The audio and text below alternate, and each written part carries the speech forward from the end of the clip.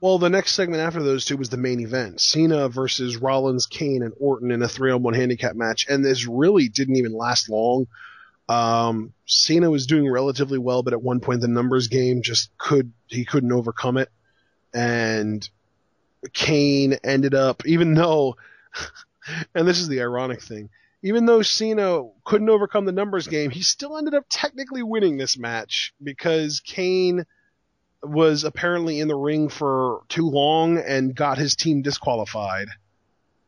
Yeah, so LOL Cena wins. Of course. And somehow or another, they managed to have a match where John Cena wins and 3 other guys lose. So that's going to reflect well on my win-loss record rankings. And not just any 3 guys, but Seth Rollins, who's holding Money in the Bank, Randy Orton, who's, well, Randy freaking Orton, and Kane. So, that's wonderful. The corporate jobber. Corporate jobber, yes. They're like, why am I here? I have to file paperwork. But then Ambrose comes out with the hot dog vendor. File paperwork? You have matches to lose. And, Kane and Orton are kind of laughing, like, what the heck is this? And they come out thinking, oh, well, it's 2 against 1. And like all Ryback jobbers used to say, 2 is greater than 1. Not and all. Only one tag team did that, and they were amazing. Yeah, they were. Never forget. But then I'll give you an extra $5 on this week's salary if you can guess the name of those 2 jobbers. Bitch, you don't pay me. I don't have to do shit. Anyway, Dean Ambrose. You're not even going to try? No, I'm not even going to try. Oh. Are you kidding me? Now I have to look it up. Yeah, that's right. You do the legwork while I talk about this segment. So, apparently, Dean Ambrose I'm not actually going to look it up while we're on the air. I'm just going to look it up after we're done at some point. Oh, okay. That's perfectly acceptable then. But Dean Ambrose has holsters, yes, with ketchup and mustard in them. Wait. We never even said that Ambrose showed up. Where's he coming from? Yeah, I did. I said he showed up with the hot dog vendor. Kane and Orton were coming down saying, what the heck is going on here? Oh. And that's what brought me out with the whole 2 is greater than 1 thing, because I said they tried to get the jump on him. Oh, that's right. My bad. But then he brings out the ketchup. I got caught up in the Ryback talk. I miss him too. It's okay. I know. He was so good. Well, no, that'll be a whole nother discussion, so I'm not even going to say what I was going to say. What? But, no, I was going to say Curtis Axel, I think like last week or 2 weeks ago, made a tease on Raw that he was going to return and nothing happened. So I thought he was going to return and Ryback was going to return and they were going to implode. Because he said he was going to close a door. So I thought he was going to formally end Ryback, so when we get babyface Ryback, but I still have hopes that that's coming. But yeah, douses Kane and Randy Orton in ketchup and mustard, respectively, as if they were 2 pistols. Cena comes back into the fray. He takes care of all the heavy lifting, AA here, AA there. Ambrose does a dive out to Seth Rollins. He kind of gets the jump on him. And then the best part, he gets these pincers to get like the hot dogs and put them in the buns. And he put them right in the gonads of Seth Rollins, so I don't think he's having any children. Can we kind of address an elephant in the room? I didn't know one existed, so I'm intrigued what you have to say. What is it? I think John Cena is a heel right now. Why would you, what tendencies did he exhibit that made you... Between the promo that he cut with Ambrose earlier, where he was just being a super snide jerk, and now tonight, there were just little intricacies that, like the shit-eating grins that he had every now and then, it just seems like he is going a little bit over the top douchier than usual. I still wish that your fan theory could have come full circle, and it still may, but after Night of Champions, I don't even know anymore where Cena even is. Well, regardless, because here's my thing, dude. When Ryback lariat killed Cena and then shell-shocked him to a second death the night after WrestleMania 29, he got a huge pop for it. But then the following week, he was treated as a heel. And we kind of got the vibe when he did it that he was going to be kind of heel going forward because of the fact that Cena had just come off a fresh win off The Rock, and he needed a heel opponent moving forward, and so yeah, it's going to be Ryback. But with Ambrose, he's not going to be heel going forward. He's going to stay as probably the company's most over pure babyface at this point. And he closed this show by DDTing John Cena. Which I popped huge for. And so did the crowd. That's the thing. And you know what, Ashton? I'm really glad you addressed what you did, because it's funny you brought up the Ryback example, because, of course, the biggest Ryback fan on earth, my bro James, like, he was concerned about Ambrose. He said, oh, dude, please don't tell me that Ambrose is turning heel. And I'm like, no, man, I think this is Ambrose asserting his territory. This is his business with Seth Rollins. I still say, no matter what reasons anybody gives, with all due respect, that Cena has no place in this feud. None. Right. He's the anomaly. And that's what really horrifies me, dude, because if Cena beats Ambrose, this whole feud was for naught. You know what, dude? I will say this. Because Triple H came out, and to just really bring it full circle, guys, so that we can fit this discussion nice and neat, Triple H does confirm the rumors that we feared. At Hell in a Cell, it's going to be John Cena versus Dean Ambrose, with the winner getting the right to face Seth Rollins inside Hell in a Cell. So that's all set up now. Now, I know everybody is kind of crabbing themselves, and even me, like, I'm not absolving myself, that Cena is going to overcome.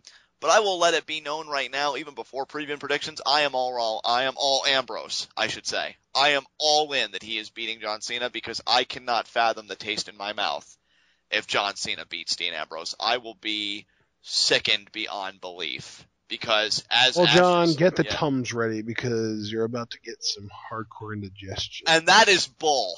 Okay, not you saying that, because I understand why, but I'm saying, like, the fact that it could happen is bull.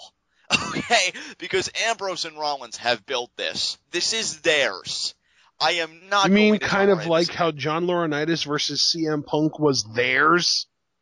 Yes, and I'm not saying that it hasn't happened before. Don't get me wrong. I'm not trying to argue against what you're saying. I'm all with you. I'm saying if it does happen, I will be irate. That is what I'm saying. My emotional response to this. Oh man, our live reactions are going to be so interesting. Because the freaking Hell in a Cell show. If this is the opener, I don't know about you, but I feel like this will leave us totally deflated. Like if Cena wins, and then I'll say this: I'll get revitalized again for the main event, because I will be rallying so hard against John Cena and rooting for Seth Rollins. Curb stomping his and see, like I was getting ready to say, if John Cena wins, we turn the recording off right then and there and just end it. And we may. You know, if that's really what you'd want to do, I wouldn't be opposed to it, because what else? Because here's the thing, dude, like you said, it would completely deflate us. And live reactions are supposed to be fun and upbeat and exciting, and we're supposed to be into the show. And if that happens, we might as well just be like, sorry guys, but we're not into it anymore. We're going to call it a night and just end the recording then. We'll probably still watch the rest of the show, but for live reactions to be any good, we need to be excited about what's going on in the show, and that obviously wouldn't happen. So then, I mean, even if, like, at some point later on in the night, if they would be like, oh, well, Dean Ambrose, blah, blah, blah, so we're going to make it a triple threat, then we would probably restart re-recording. But if we're looking at a main event of John Cena versus Seth Rollins in a Hell in a Cell match, it's not even worth recording our live reactions to that. And you know what? And I would tolerate a triple threat, but even that, and I know I'm just wasting the power of my lungs in a direction that'll never answer me or do anything, but it once again shows, like, the hottest angle just has to get John Cena involved. Why? It makes no sense. It was because he feeds us. Because he feeds us, and, oh, well, he got cost his 16th World Championship. You want to talk about because apparently costing somebody a world title is worse than attempted murder. Attempted murder and severing a group that was the thing, a brotherhood in Dude, WWE. I get that that's bad and all, but Seth Rollins put Dean Ambrose out of action for 5 weeks. From a kayfabe perspective, he most definitely shortened his career, and he tried to end not only his career, but his life, if we're being honest with ourselves. If you're literally going to the extent of jumping up into the air and coming down and stomping somebody's head into cinder blocks, you're trying to kill them. That was probably the best thing this year. Just the whole diction and everything of how you delivered that. And you know what? I'm sorry, but if John Cena's really going to have an open mic and stand in the ring and say, I had Lesnar beat, I was closing in on being world champion. Really, John? Really? You want to complain about not being a world champion and coming up short? You know who I'd really love you to have a conversation with? Take a detour to Dolph Ziggler's locker room and talk to him for 10 minutes about how it feels to be a world champion and have it ripped away from you. Despite how good you are. Because, I mean, heck, if you want to talk about guys that get screwed over on a regular basis, I mean, you don't even have to go to Ziggler. Let's talk about Bray Wyatt. Let's talk about freaking Ryback. You know, let's talk about all the guys that Cena has done the screwing to over the course of the last 5 years. Let's talk about how freaking CM Punk got screwed out of his championship match with The Rock.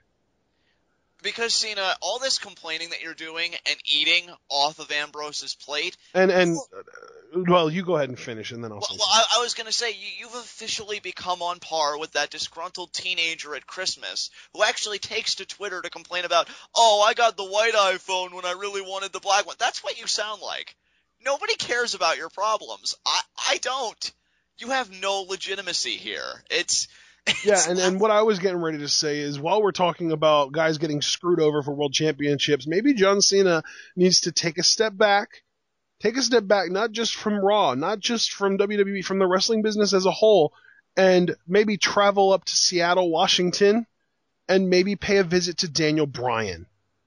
Yes! And be like, hey man, I really got screwed out of my 16th title reign. How was your one? Yeah, John, it only lasted about a month and a half, and I only got to defend it. Oh, wait, I didn't get to defend it because I ended up needing to get surgery before I could defend it. Oh, and by the way, my dad died in that time, too. But how's your day? Yeah, nobody. Thank you. That was the perfect cap, because nobody cares about your problems, John. Nobody. You are like that person, that really wealthy billionaire who could live 5 lifetimes. And because of some legislation where maybe they won't be able to take advantage of some tax loophole, they feel they need to gripe about it. Shut the hell up. Nobody cares. Oh my God. I really hope Ambrose beats him in Hell in a Cell, dude. Because I'm right there with you. John Cena is Ted Turner complaining about gas prices. Yes! Yes! You are the absolute worst. And you know what, dude? After that rant, it's really crystallized for me how right you are in this course of action. That if Cena wins, we have to stop live reactions, because I won't have it in me. I won't. I will be so disgusted, and the only content these people will get will be another rant, and those get very tedious very quickly for all parties involved. Yeah. So this will be the only rant I give for the remaining 2 weeks before Hell in a Cell. Ambrose better win. No, it won't. Yes, I will restrain myself. I will make sure it is. Because, no, I'm serious. It gets tedious for me. I know you probably won't like it, and I know our viewers won't like it, so I'm only going to say this once. Until the WWE ticks you off in a way that they hadn't ticked you off before.